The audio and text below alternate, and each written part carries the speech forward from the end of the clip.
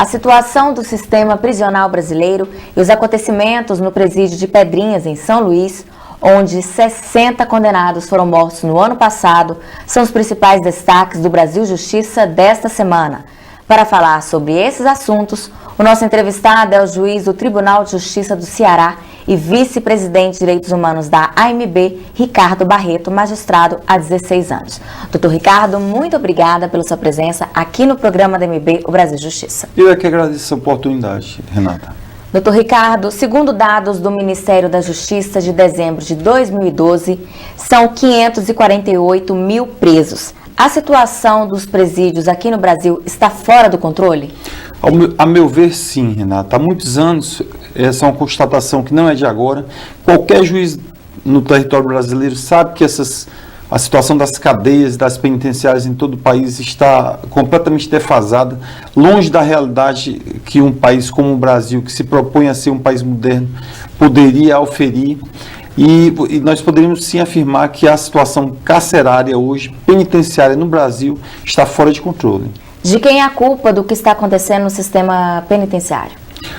No primeiro momento, do próprio eleitor, que escolhe mal seus representantes. E, falando mais claramente, dos próprios dirigentes. No Brasil, o sistema penitenciário é colocado sob a responsabilidade dos estados.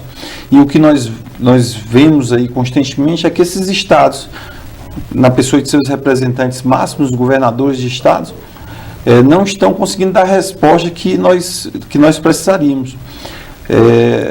O caso típico é esse agora do Maranhão. Nós temos no Maranhão uma situação bastante peculiar em que verbas federais destinadas à melhoria do sistema penitenciário foram devolvidas por falta de execução dos projetos que deveriam ter sido implementados pelo governo do estado. Então, a culpa desse problema, claro que é uma culpa complexa, dividida entre vários atores.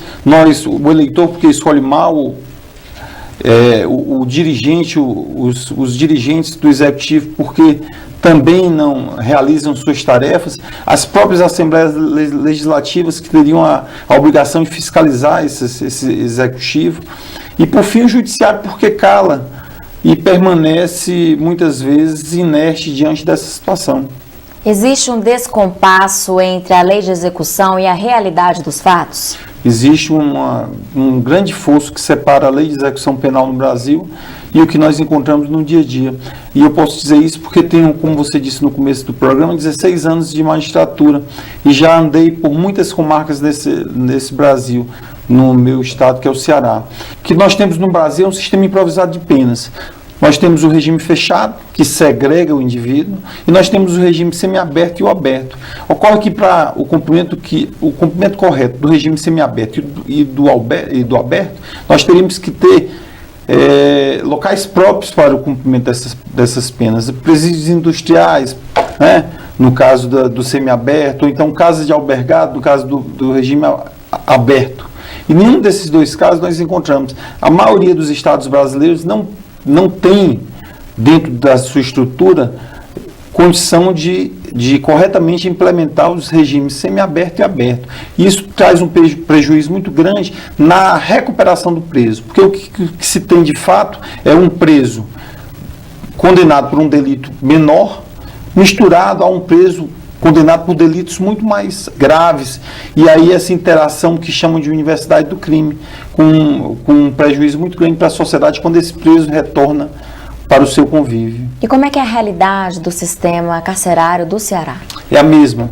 A dificuldade que nós temos no Ceará é a mesma que nós encontramos no Brasil.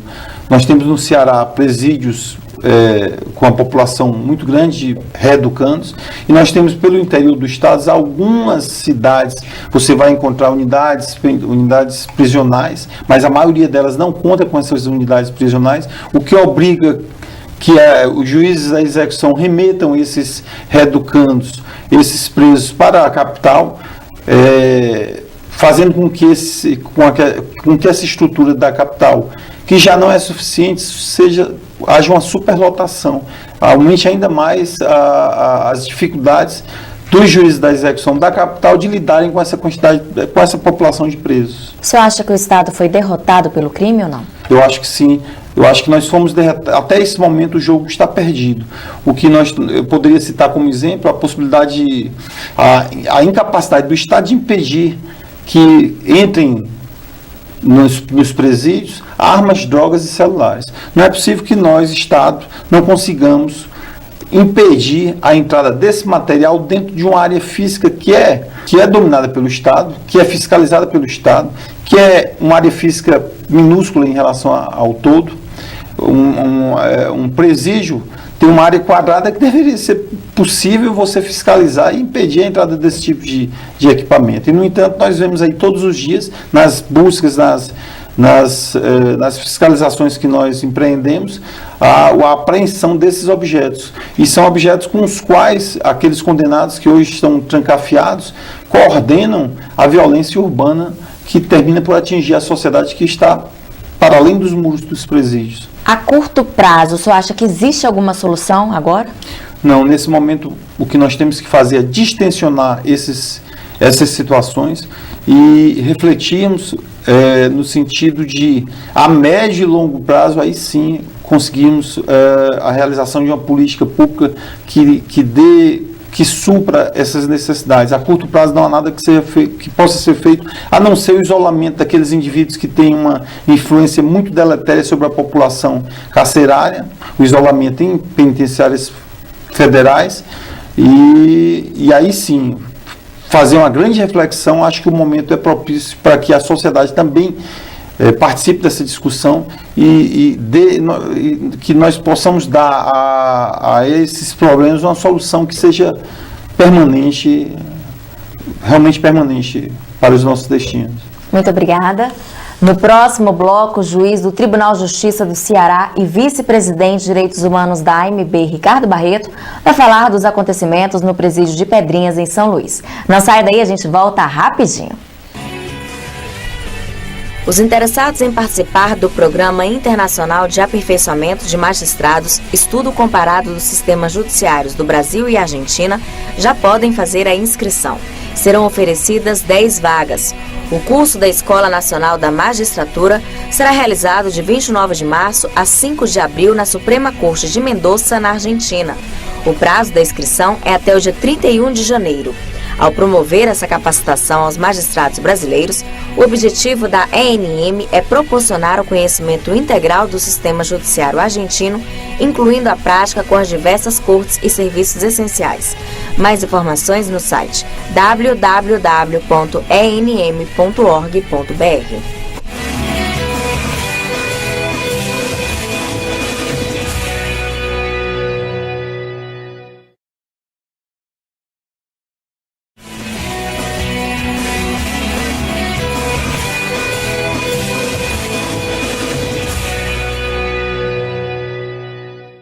Estamos de volta com o Brasil Justiça. No primeiro bloco, conversamos sobre a situação do sistema prisional brasileiro. Agora, o juiz do Tribunal de Justiça do Ceará e vice-presidente de Direitos Humanos da MB, Ricardo Barreto, vai falar dos acontecimentos no presídio de Pedrinhas, em São Luís. Doutor Ricardo, o juiz Douglas Martins, do Conselho Nacional de Justiça, que fez o relatório, ficou impressionado com a violência e o número de mortes. Foram 60 no ano passado. O governo do estado contestou o relatório dele. O senhor, como juiz e vice-presidente de Direitos Humanos da MB, o que o senhor acha dessa situação? Antes de qualquer coisa, eu queria congratular o magistrado Douglas Martins pelo relatório que ele executou. Eu tive acesso a esse relatório, é muito bem feito e técnico. A situação do Maranhão hoje é uma situação que revela em boa parte o que acontece no restante do país. A diferença do Maranhão em relação ao restante do país é esse número de mortes que se sobressai em relação ao que tem acontecido nos demais presídios. Nós tivemos no Maranhão, você acabou de dizer, 60 mortes só apenas no ano passado. Esse é um número que supera o número de mortes praticadas pelos Estados Unidos, aplicando a pena de morte naquele país. Quer dizer, é algo que realmente indigna, né, e demonstra as dificuldades e a grandiosidade da tragédia que hoje ocorre no Maranhão. O Maranhão tem hoje em suas cadeias 2.500 presos, 5.000 mandados de prisão. Hoje o Maranhão demanda por volta de 700 vagas a mais do que já existem. Se nós conseguíssemos colocar esses 5 mil mandados, cumprir esses 5 mil mandados, somados a essa deficiência que já existe, 725 vagas, nós teríamos aí uma demanda, um déficit no Estado de 6 mil vagas para presos. Então isso revela bem as dificuldades que o Estado do Maranhão passa atualmente. A violência em Pedrinhas despertou a reação da Organização dos Estados Americanos, que exigiu providências do governo federal. Para o senhor, existe uma saída imediata?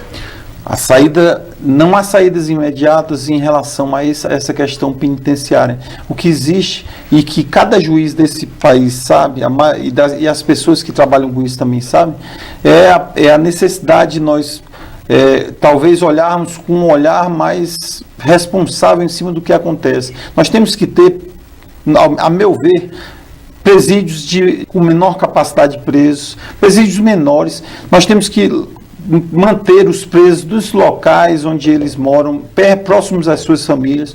Nós temos que manter nas grades aqueles que realmente precisam ser segregados. Nós precisamos ter uma política de penas alternativas que avance no sentido de não deixar reclusos, ou não trazer à reclusão aqueles que não haja necessidade de serem reclusos. Nós temos talvez que, inclusive no aspecto acadêmico, rever essa questão do princípio da disponibilidade da ação penal. Você pode dar ao Ministério Público a possibilidade de transacionar as penas, e aí, para usar o exemplo americano, 98% dos crimes praticados nos Estados Unidos são resolvidos numa fase de transação penal com o Ministério Público. Você leva somente 2% dos crimes mais graves para os tribunais. Com isso, nós conseguiríamos reduzir essa quantidade exagerada de processos, nós conseguiríamos reduzir o tempo de trâmite desses processos, dessa forma também atingindo a impunidade, não é? Porque, ainda para utilizar o exemplo de Pedrinhas, em Pedrinhas você vai encontrar quase 2 mil presos em delegacias de polícia. O que acontece? O delegado e as demais pessoas ligadas a agentes, inspetores e policiais terminam por serem transformados em agentes penitenciários. Esses delegados, esses inspetores, esses policiais que estão ali cuidando de presos que deveriam estar no sistema penitenciário, eles deixam de realizar suas funções primordiais, que são a busca pela autoria dos crimes que são praticados. Isso gera um ciclo muito deletério, muito perigoso, que é a impunidade, porque se a polícia civil, que é a polícia judiciária, não investiga e não revela a autoria dos crimes, isso estimula os criminosos que praticaram aqueles crimes que voltem a delinquir. Então você vai ter a impunidade sendo movida pela incapacidade do Estado em revelar a autoria dos crimes. O que o senhor tem a dizer sobre o posicionamento do governo do Estado do Maranhão ao atribuir a culpa ao Poder Judiciário? Eu acho lamentável que as autoridades administrativas do Maranhão, do governo do Estado do Maranhão, joguem uma responsabilidade que não é do Judiciário e deixem de assumir suas próprias responsabilidades. A custódia de presos pertence ao Executivo. Cabe ao Judiciário julgá-los, claro que dentro de um tempo razoável, o mais rápido possível. Nós temos uma demanda judiciária no país que é imensa. Por conta disso, é claro, há processos em que existe uma demora acima da desejada, mas por uma questão enorme de fatores. Eu posso, por exemplo, eu lembro aqui, por exemplo, ainda em relação ao Maranhão, existem comarcas do Maranhão que ficam distantes 1.200 quilômetros de São Luís. Pelo sistema penitenciário que hoje regula o Maranhão, há uma centralização dos presídios na capital e no seu entorno, no complexo de Pedrinhas. Os presos do interior do estado são deslocados, porque não existem unidades prisionais no interior, são deslocados para a capital. Isso torna muito difícil para aqueles presos provisórios que ainda não foram condenados, que estão a depender de atos judiciais, para que esses atos sejam realizados. Então, o juiz da execução criminal de São Luís, ele é obrigado a esperar 3, 4, 5 meses pela realização de um ato, tendo em vista a dificuldade do deslocamento e na prática dos atos judiciais decorrente da distância entre a capital e o interior do Estado. Se nós tivéssemos ali as unidades prisionais espalhadas pelo interior do Estado, nós teríamos a movimentação mais rápida desses processos, já que os juízes desses lugares seriam os responsáveis pelo trâmite dos processos de execução de seus presos. Essa é só para clarear, esclarecer uma dificuldade que parece mínima, mas que termina causando um prejuízo muito grande para o trâmite dos processos. No momento que a governadora do Estado atribui a questão, por exemplo, dos presos provisórios. Presos provisórios são aqueles presos que estão ou presos em flagrante, ou foram presos por mandado de prisão, ou são presos que ainda não tiveram sua condenação definitiva zarada pelo Poder Judiciário. Não significa dizer que esses presos provisórios estejam presos irregularmente. É claro que você pode identificar excessos dentro dessa massa carcerária, há certamente excessos, né? Mas você tem que lembrar que o sistema de justiça ele é formado não apenas pelo Poder Judiciário. E aqui eu queria fazer a meia-culpa. O Judiciário tem sim a sua participação, a sua parcela de culpa em todo esse estado de coisas. Mas o sistema de justiça ele é formado pelo Ministério Público, ele é formado pela advocacia, ele é formado pelo Poder Judiciário, ele é formado pelos servidores que estão aí para dar amparo a toda essa estrutura, e é formado também pelo Executivo, que tem que dar condição estrutural de deslocamento dessa massa carcerária. E como o Judiciário poderia ajudar para minimizar esse problema? O Judiciário ele pode atuar no sentido de não aceitar mais silenciosamente todas essas situações. Eu acho que cabe a cada magistrado nesse país levar à tona, trazer à população as dificuldades que ele enfrenta. Eu passei por uma situação muito interessante no meu estado, no Ceará. Era um processo criminal em que, por 10 ocasiões, o preso havia deixado de ser levado à audiência por conta de uma incapacidade da Secretaria de Justiça de encaminhar esse preso. E eu terminei por me deslocar até a Secretaria de Justiça da época e relatei essa situação. Eu respondia nessa comarca, observei essa situação e levei essa situação à Secretaria de Justiça. Foi aí, a partir daí, que eu consegui que o processo caminhasse. Então, nós não podemos silenciar e trazermos somente para nós a responsabilidade. Muitas vezes o juiz termina por ser um general sem exército, porque ele fica sozinho em sua comarca e ele pensa a quem recorrer. Mas ele tem que levar esse problema à sociedade e dividir com a sociedade as suas dificuldades e as suas aflições. Muito obrigada. No próximo bloco, o juiz do Tribunal de Justiça do Ceará e vice-presidente de Direitos Humanos da MB, Ricardo Barreto, vai falar da segurança dos magistrados.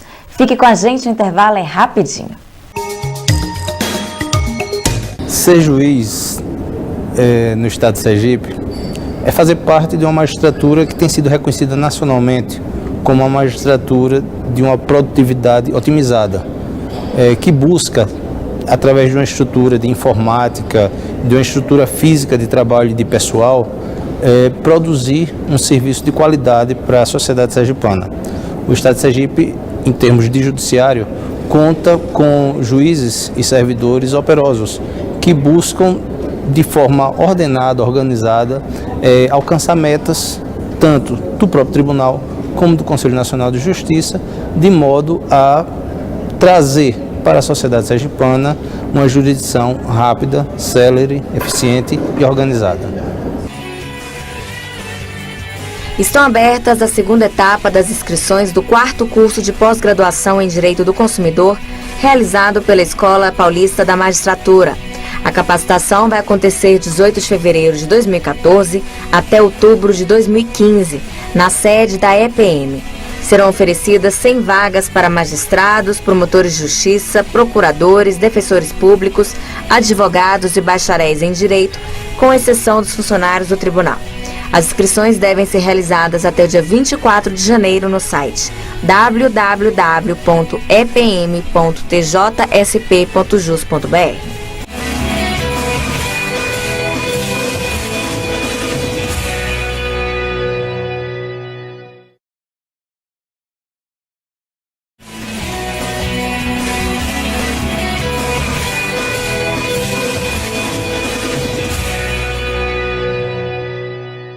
Estamos de volta com o programa DMB o Brasil Justiça. Nos 2 blocos anteriores, conversamos sobre a situação do sistema prisional brasileiro e os acontecimentos no presídio de Pedrinhas, em São Luís.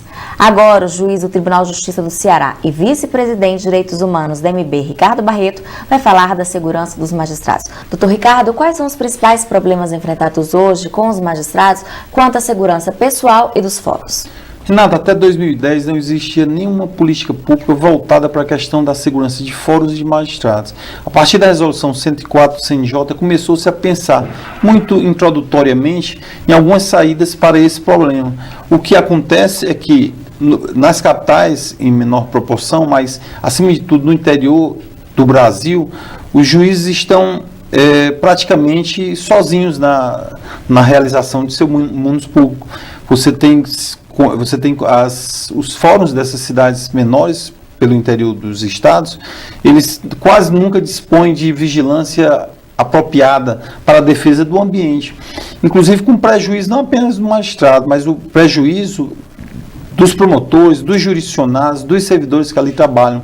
Nós elencamos inúmeros casos de agressões praticadas contra testemunhas, contra partes, contra promotores de justiça, contra magistrados. Para você ter uma ideia, no ano passado no Ceará foram mais de 20 atentados a fóruns por todo o território. Nós tivemos na forma de vandalismo, nós tivemos na forma de agressões físicas, a tiro, nós tivemos agressões à faca durante audiências judiciais. Então é uma questão séria, porque nós não detemos uma estrutura de defesa que resguarde realmente, que dê segurança a esses profissionais que estão trabalhando naquele ambiente. Isso é preocupante. E essa resolução 104, ela, embora colocada, ela ainda não foi implementada na maioria dos estados. O meu estado, especificamente o Ceará, nós conseguimos, com a atuação junto ao CNJ, instar o Tribunal de Justiça a, por exemplo, encaminhar a mensagem à Assembleia Legislativa para a criação de um fundo próprio de segurança estadual. O Ceará foi pioneiro nessa atividade. Hoje nós temos um fundo de segurança estadual voltado para aplicação na defesa dos magistrados ameaçados.